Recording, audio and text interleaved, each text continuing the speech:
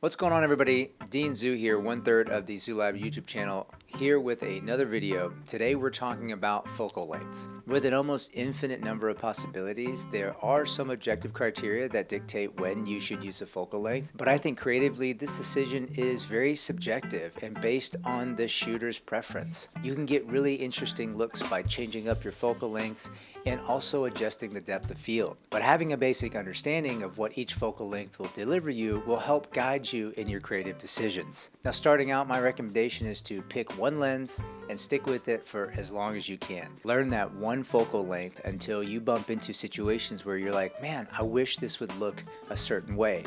That's when you start exploring other focal lengths. Now, which focal length should you start with? Again, if you ask 10 photographers, you'll get 10 different answers.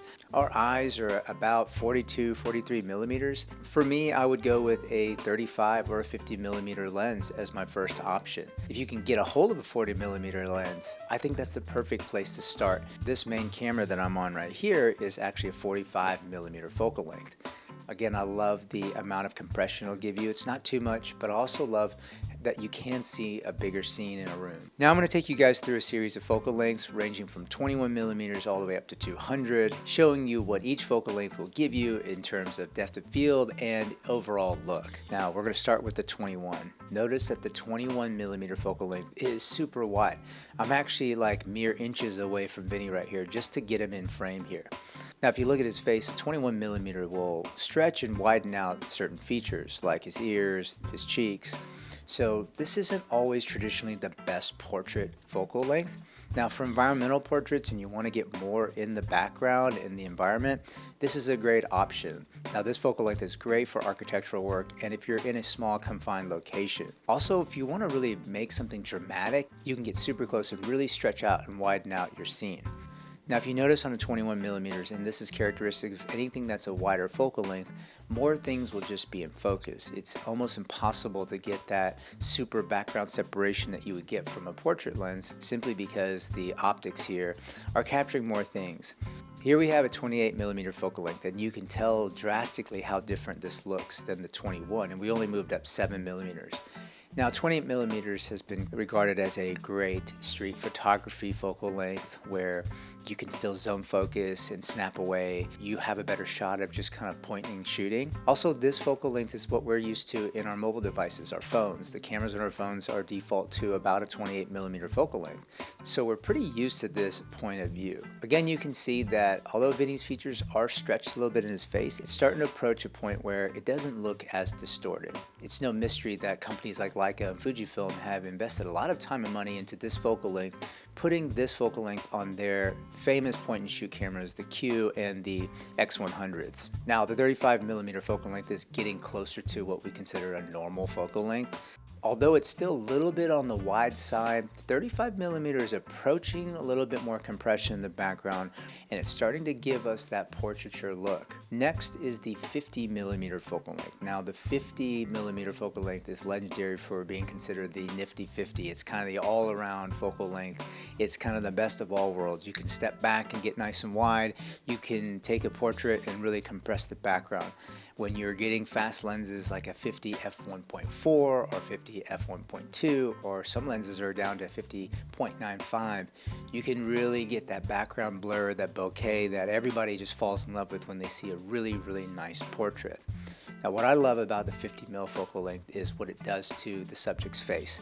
Now our faces are starting to look normal. It's not distorted. My ears, my features, my nose, my eyes aren't pulled out on the sides. And I get still a really good depth of field relationship between my background. Now, since we are on the subject of background separation, it's not just aperture. Just getting a fast lens like an f1.4 or 1.2, f1 or 0.95, that's not the only criteria that's going to give us background separation. Background separation has more to do with focal length choice and the distance between the background and the subject. If I shoot something where my subject is right up against the background, it doesn't matter how low of an f-stop I can get on my lens, it simply won't give me that separation. So some things to think about when you're trying to separate the background from your subject is, number one, get a little bit closer to your subject with the camera. Pick a focal length that's a little bit on the longer side. I'd say start here at 50 or go up to 85 or 135. I would get as low of an f-stop as I can on the lens that I have available. Most importantly, get your subject away from the background. The further you can pull your subject away from the background, that's when you'll get that nice compression blur that we're all looking for. Okay, this next focal length is the 85. Now 85 is probably my go-to favorite focal length for portraiture. I think it does the best with keeping the face minimally distorted. This is exactly what Vinny's face looks like. Plus at this focal length, the background just kind of melts behind him. Now I'm not an engineer here, but the 85mm focal length seems to be an easier optical formula to create. So there's a lot of great affordable options at this focal length, and you can get it with a relatively fast aperture like a 1.8 or a 1.4. So having this focal length in your bag is really, really good to get a little bit closer and to produce some amazing portraits. If I've got the room, I love shooting group portraits with an 85mm focal length.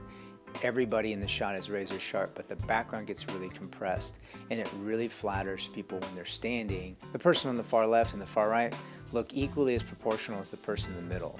Now the next focal length we're going to talk about is a 135. Now 135 is getting into our telephoto range. Now 135 isn't just for shooting amazing portraiture or even wildlife and sports, but 135 is a really unique focal length to shoot really awesome landscapes. So you can take a picture of a big vast space and make things feel a little bit more reachable. The next focal length we're going to see here is the 150mm. You can tell that, yes, there's a little bit of difference from the 135, and it's just compressing the background even more. The 150mm focal length, I joke, I call it the dumpster focal length. Not because I want to throw it away, but because I can literally shoot somebody with a dumpster behind them, and at 150, it completely melts the background to the point where it's just blobs of color. I have no idea what's back there. We literally can be shooting in an alleyway, and it will still look beautiful. And our final focal length here is the 200mm. 200mm is at the furthest end of probably the most popular telephoto zoom, which is a 70-200. And notice at 200mm, the background is absolutely completely blown out. And some folks love taking portraits at 200, and I think it's a really unique look, but I think it's a little bit too much compression, meaning that the background now feels almost green screen-ish, where it's so blown out or it's so close to the subject that I literally feel like the person is carved out of the background. I still prefer the 85 or the 135 for portraits because I still get a little bit of context of what's behind the subject, to where it's not so blown out like it is here at 200, where I have no clue where they are and no relationship to the environment that they're in. All right, and that's it. Thank you guys for watching. That is our review on focal lengths. Again, just because it's a 21mm doesn't mean it's only used for landscape and architecture, and just because it's a 135 doesn't mean it's only a portraiture lens. Once you know what each focal length will give you, then that's when you can break some of those rules. You can get creative. Thank you for watching. That's it on this video. And just like all of our videos, please drop a comment below. Let us know how we can improve. Let us know what comments you might have. Tell us about the focal lengths that you've used in the past and how you've used them. We'd love to hear it. As always, please like, share, and subscribe, and we'll see you on the next one.